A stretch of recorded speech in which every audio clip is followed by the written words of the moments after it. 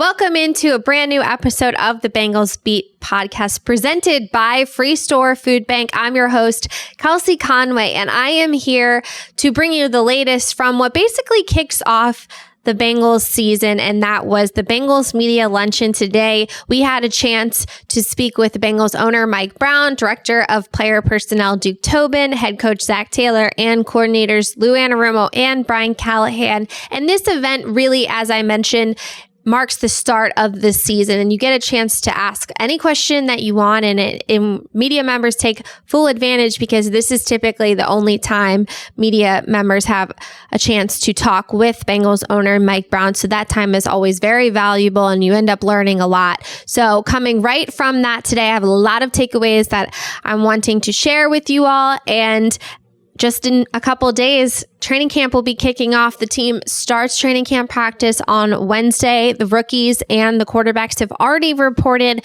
but we'll get to all the training camp stuff later on. So let's just get straight to what came out of today's media luncheon with the Bengals. Many of the questions today for Mike Brown, you could probably guess, were about his franchise quarterback's contract extension and some of the other key players that are also seeking new deals.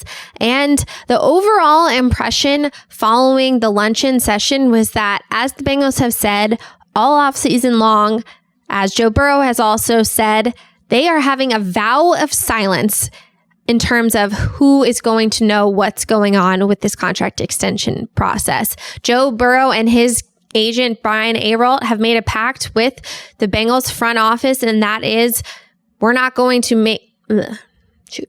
How do I restart that? Okay. Joe Burrow and his agent, Brian Arolt, has made a pact with the Bengals front office, and that is, we are not going to talk to anyone outside this core group about this contract process, and the Bengals stuck to it today. Multiple times, Mike Brown admitted, he said, I would like to answer, and I'm not trying to be obnoxious by not answering your questions, but I really don't want my counterpart to feel like I broke the pact that they made, and that is to keep things between that core group and not let anyone else know what's going on. So of course, with that, there's a lot of mystery still with this mega contract extension that doesn't seem to be done at this point. I expected it to be possibly done by Friday, maybe today. Of course, the start of training camp seemed like the likely day that it would be done for good, but it seems like things could potentially be taking a little bit longer. And that, of course, is just a little bit of reading between the lines. But for exactly what Mike Brown had to say about Joe Burrow's contract and that pact of secrecy, here's a clip from Bengals owner Mike Brown. How close am I to making Joe Burrow a Bengal for life with a new contract? How close am I? Yeah. Well, we would agree, you and I, that Joe Burrow is the heart of the football team.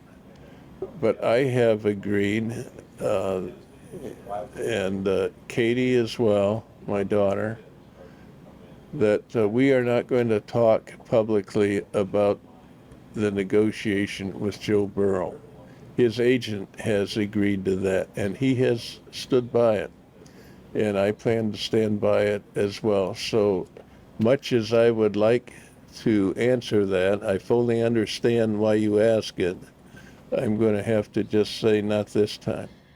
One of the things I thought interesting about listening to Mike Brown for about an hour today was that he kept referring to Burrow's deal as a puzzle. And what he means by that is Burrow is the biggest piece of this giant puzzle that the Bengals are trying to put together right now in terms of who's going to be on the team after this year. What do the next couple of years look like? That's why these front office members across the NFL are very busy year round, even when the team isn't playing, because there's so much to be thought of and prepare for, because like you're seeing with the Bengals right now, Joe Burrow's only entering his fourth season. And yes, he does have another season, as the Bengals did pick up his fifth-year option that does give the Bengals an insurance policy, but the team does want to get the deal done. as soon as they can, because there's a lot of dominoes that fall after Joe Burrow's contract. And when Mike Brown talks about this puzzle, you can say that T. Higgins, Logan Wilson, even Jamar Chase, players like DJ Reader, those are all other pieces of the puzzle that until the Bengals know exactly what Joe Burrow and his camp want, it's hard for them to be able to go to the table with T. Higgins' agent, to go to the table with Logan Wilson's agent and say, this is what we can offer. Of course, at this point, they've been going on with these contract negotiations for months now. The Bengals have an idea because of what Jalen Hurts and Lamar Jackson got as to what the quarterback market's going to look like. But there's a lot of nuances in a contract this big. And you're looking at how many years Burrow wants to sign, for how much per year, how much does he want annually at signing. There's so many things that go into it. And there's also the factor that Joe Burrow is also probably smartly waiting on Justin Herbert, who's the other big-time quarterback this offseason that's set to get paid,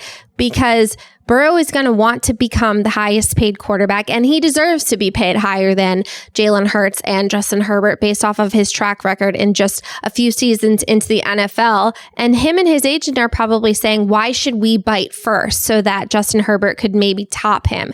Burrow is probably waiting to see what that final number is going to look like. And then I think a lot of pieces could fall into place. Or there's also the thought, and because we haven't been given any information from the Bengals side or Joe Burrow's camp of what he actually is asking for, Burrow has said, I want to play my whole career in Cincinnati. It's not a question of if Burrow is going to be in Cincinnati based off of this contract. He said he wants to be here. The Bengals really want him to be there. There's no animosity between the two sides. Rather, it's just a matter of those final details. And we don't know what's important to Joe Burrow other than he has said he has been cognizant of his teammates that are seeking new deals, and he wants to do what he can to make sure that he stays on a team that's contending for a championship every year. And in order to do so, you need some of those players. And he famously said this offseason that he and his agent and the Bengals have a plan. We don't know what that plan is, but it sure seems like it's in the works. Nobody seemed in panic mode today. It was just a very quiet, hush-hush situation between the Bengals and Joe Burrow. So no real update there to give you guys, but it's something where I wouldn't be shocked if it happens tomorrow. It could happen in a couple weeks, or there is the chance that it doesn't get done before the season. And that is a conversation we'll have at another time as to what that means. But the biggest takeaway I have from what Mike Brown said, and let's not forget, he runs the show. Yes, of course, Katie Blackburn, the Bengals executive vice president, is running the negotiations as she is the team's cap person. But Mike Brown has final say, and he's still very much involved in every decision this team makes. And he loves Joe Burrow, wants to make sure he's compensated in the way that he should be, but not willing to offer any details. And it's really hard to give any reading between the lines information here about what it could mean for players, like I've mentioned before, that are seeking new deals. So not a lot to update there. Just wanted to give you the latest on what Mike Brown said about that particular hot topic. It probably is going to be talked about ad nauseum during training camp. We'll get a chance to hear from Joe Burrow on Wednesday, as that's the first time he will address the media on the first day of camp. I'm sure if the deal is not done, he will give us a lot of what he's given all offseason, and that is, I'm not really interested in talking about it in the media, and you have to respect his decision. But to be sure, there's a whole lot of no updates coming out of the Bengals luncheon on that particular topic. But I did have a chance to ask Mike Brown directly, at what point would the further this negotiation process goes on with Joe Burrow, does it start to affect the ability to potentially sign T. Higgins or Logan Wilson to long-term deals? And he started off by saying, as he really did all day long, was that, he's not willing to talk about it. And by not talking about it, it makes it hard to answer that question directly. But he said, I would like to comment on some of these questions, and by saying, I don't know how these pieces are going to fit just yet. We have a pretty good idea of how much we want to spend, how it's accounting for, but they just have to wait and see how those final details turn out. So that's the latest on Burrow, T. Higgins, Logan Wilson. We'll keep you posted here on this podcast, of course, and on Cincinnati.com with all the latest as we kick off things with camp. So what else was interesting about the Bengals media luncheon today? I thought some things that stood out to me was that Mike Brown was very candid about his involvement with the team. And when asked if he was going to be attending the Hall of Fame ceremony for Ken Riley, as he will be going in the first weekend of August, he said the Blackburn family and his family will be represented there, but he won't be making the trip up to Canton, Ohio, because he said it's hard for him to fly these days and travel. And when asked if he's still going to be able to make it to every game, he said that's the last thing he wants to give up. And as long as he can make it up on that aircraft, he's going to be there. So he's still as dedicated as ever to this team and wants to be able to make it to every game. He's still at every practice I see him. So it's pretty awesome to see his just love and loyalty to his franchise, and even at his age and, having some trouble getting around places like he mentioned, that he still wants to make sure that those players and those coaches know he's right there supporting this team. So I thought that was pretty newsworthy. And as far as other things, Joe Mixon, of course, was a topic reporters asked about. They asked basically, why did you decide to restructure Mixon's contract? And Mike Brown was open and saying that, well, the reason was if we thought we had a little bit of more room cap-wise, it would help us with other situations. And Joe Mixon understood that and was willing to agree to the restructure. And basically, you can sum it up to the Bengals thought that they could be able to get some money back by restructuring that deal. And that's what they decided to do. And as far as when he was asked about Joe Mixon's legal cases off the field this offseason, he said he has an upcoming court date of August 14th, and he will wait to comment on anything until after it rather than make a comment before it. So that's the latest on Mixon. If you had any questions about where things stand with that, Mike Brown offered some good information there. Another key topic today that was discussed, of course, I would say I'd probably rank it as number one questions were about Joe Burrow. Then the number two thing that people wanted to talk about was the stadium lease and what's going on there and what people can expect. He said they've been on a hard push on their end to get that underway. And he said, they've gotten indications from the county that they're ready to talk about it. And that's where he is going to stop talking about it. He said, similar to the Joe Burrow situation, they're going to keep those conversations very close to the vest. And so, of course, it is something that's very much on their mind, but not a lot of information there. And he said, we have a lease.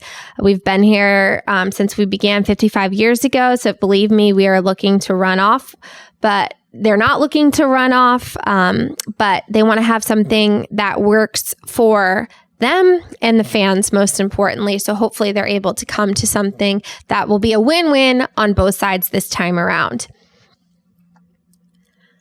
And as far as other notable things that came out of today's media session, I thought offensive coordinator Brian Callahan's comments about earlier this offseason, he said this is the best offensive line they have had since he arrived in Cincinnati with Zach Taylor in 2019. And I asked Callahan, how are you able to measure that with the limits that the NFL puts on what you can do with players in the offseason? Because for the most part, there's not a whole lot of stuff going on in the offseason. It's a lot of walkthroughs and just verbal, getting the playbook down, everything like that. And I thought his answer was very interesting because he said, knowing that most of the offensive line are players that they are comfortable with Cordell, Ted, Alex Kappa, and Jonah. Really the only other player that they would not know as much about is Orlando Brown, but because of the amount that the Bengals and the Chiefs have faced, they've been able to see what he can do so often. And one thing he said is that depth is one of the main reasons why they feel like this offensive line could really be the key to getting this team not only to a Super Bowl, but hosting a Lombardi Trophy. And you look at their depth, it's better than they've ever had since Joe Burrow became quarterback. And that's important because, as you noticed, the last couple of seasons, the Bengals have suffered injuries to their starters on the offensive line, and it hasn't worked out well for them. Well, this year, they feel like if one of their starters go down, they have capable backups that the drop-off wouldn't be as significant. So I thought that was a significant piece of information that Brian Callahan offered. As far as timetables for players like Cheeto Awuzie and La'el Collins, who were both placed on the PUP list, which means that they're not physically able to perform at the start of training camp, Brian Callahan wasn't really able to give any information. That's more of a Zach Taylor question. And as far as what Zach had to say about it, it's very much, we'll see how things progress. The last thing Zach Taylor and this culture here in Cincinnati does is force players to try and come back before they're ready. But Lou Anarumo did say, if I could have Cheeto ready to go yesterday, I would have him ready to go. When I spoke with Cheeto this offseason, he did give me the reason to believe that he will be ready to go week 1, but something to keep in mind there, and it'll be a training camp battle to watch, is the backup cornerback spot behind Cheeto. Cam Taylor-Britt has solidified his spot as the starter across from Cheeto, but if Cheeto isn't able to go on week 1, or God forbid he does suffer another injury, who is the third cornerback that's going to start? And that's something that Lou Anarumo said will be a healthy competition this training camp. And as far as the running back questions in terms of the devaluation of the position, Mike Brown offered a pretty interesting response and basically saying that the league shifts all the time. And this is just the latest shift. He said, I've been around long enough to see some positions that were viewed as not that important become important, and you spend money there. And he said, this is just the most recent shift. But he did say it is a passing league. And as we've all known, not having 2 premier wide receivers is going to be hard to win as many games when you get to those championship caliber games when you're going up against the top tier teams in the NFL. And as far as other notable things, I thought when asked how Irv Smith, one of the Bengals' new additions this offseason, starting tight end, he said that Brian Callahan said that Irv Smith has been a good addition. He brings a little bit of a different element than what the team has had. Irv Smith's a little bit quicker and more slippery than Hayden Hurst, who was a little bit more stockier and was able to play that position a little bit different. But of course, the main question with Irv Smith is going to be, can he stay healthy? And you can't predict that, but good things you hear about Irv Smith and what he's going to be able to be in the passing game for Joe Burrow, and how Callahan and Taylor and the Bengals offensive staff is going to place him into this offense that we will see. I don't know how much you'll get to see during preseason, because when asked about it, Zach Taylor said, we're still having conversations about if we're going to play starters in the preseason, but it doesn't. If you had asked me today, I would count on not seeing many starters, just because if someone gets injured, that can just make or break a season. And as I've always said every year, the main goal of training camp is to get through it healthy, and that's what they're going to try and do. And it was funny. I asked Zach Taylor, I said, did you realize that this is crazy to think that this is Joe Burrow's first training camp where he's going to enter fully healthy? God forbid nothing, else happens like that injury last year. And he said, I actually have to remind myself, because sometimes I'll go back and look at training camp tape and he wasn't on the field. And he said, he's going to be eager, but he also knows, I think Dak does a really good job of managing players so that they can make it through camp, those long, hot days, and really be at their best come week 1. So that's it as far as what I thought were notable headlines coming out of the Bengals media luncheon. We, of course, will have all of what I said in a short, summarized way on Cincinnati.com with multiple articles coming out of today, but just wanted to hop on the mic here and bring the latest from what is very big Bengals news day. And I will be back with my training camp updates as I can throughout the season. I'm really looking forward to being able to be on this podcast more and bringing you closer to the team. So with that, thanks for tuning in, and we'll see you next time.